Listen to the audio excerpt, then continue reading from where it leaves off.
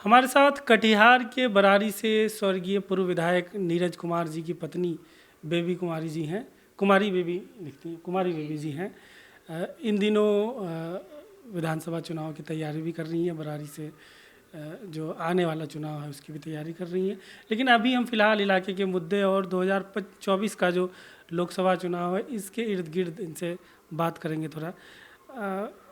Baby जी ये बताइए पहले कि अचानक से देहांत हो गया विधायक जी का, तो उस वक्त मतलब क्या उससे पहले किसी तरह की मतलब उनको कोई शिकायत थी, किसी तरह का इलाज चल रहा था या किसी और बीमारी की कभी की शिकायत थी या सब कुछ अचानक ही हुआ?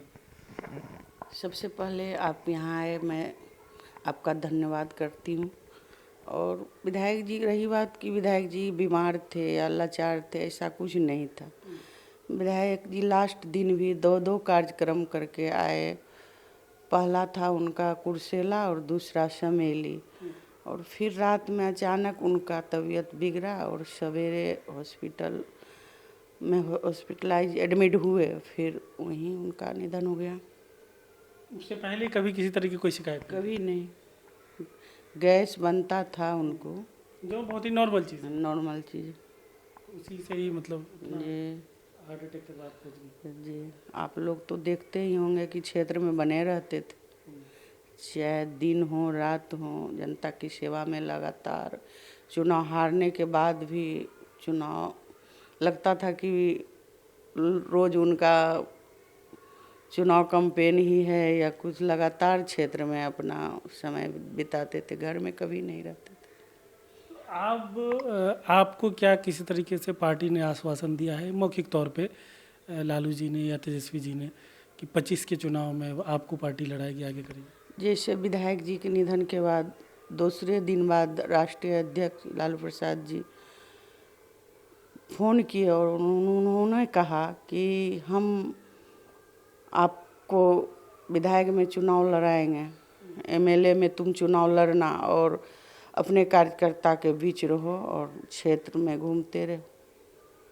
तो विधायक क्या लोकसभा चुनाव की भी तैयारी कर रहे थे इस बार? 24 से राजद से, कटिहार से दावेदारी कर रहे थे? जी, विधायक जी लोकसभा चुनाव की तैयारी कर रहे थे।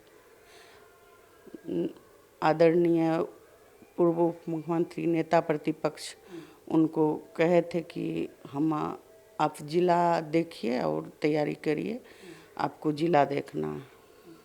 अभी इस बार क्योंकि अब विधायक जी रहे नहीं, तो क्या लग रहा है कि इस बार जो है महागठबंधन की तरफ ये सीट जाता हुआ आपको दिख रहा है? क्योंकि आप भी इलाके में घूमती हैं और बरारी में भी कम वोट अब मिल रहा है महागठबंधन को, जो कांग्रेस के उम्मीदवार हैं।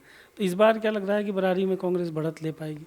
जी एकदम बरारी बढ़त की ओर है और सब लोग तेजस्वी जी के आस लगाए बैठे हुए हैं। तेजस्वी जी 17 साल बनाम 17 महीने जो उन्होंने अपना कारनामा कर दिखाया, ये काबिले तारीफ़ है, ये भुलाने योग्य बात नहीं है। आप लोग भी जाते होंगे, देखते होंगे कि किस घर में नौकरी नहीं हुआ है, और 17 महीना में उन्होंने जो कर दिखाया, ये 17 साल क्या 70 साल में कोई नहीं किया होगा। तो अब 25 की तैयारी कर रही हैं आप, क्योंकि 25 का चुनाव तो वैसे तो दूर है, लेकिन अभी आप जनता के बीच किन मुद्दों को लेकर जा रही हैं 25 का चुनाव के लिए? जनता खुद हमसे, जनता को जुड़ाव है और विधायक जी के नहीं रहने के बाद जनता हमें अपना बेटी के तरह सम्मान देती है। और कहीं कुछ हुआ तो जनता फ़ोन करके किसी माध्यम से हमको बुलाने का काम करती है। तो ये तय है कि आप ही लड़ेंगी या आपका बेटा लड़ेगा या कोई और आपके परिवार से लड़ेगा? जी नहीं, चुनाव हमको लड़ना है। आप ही लड़ेंगी? जी।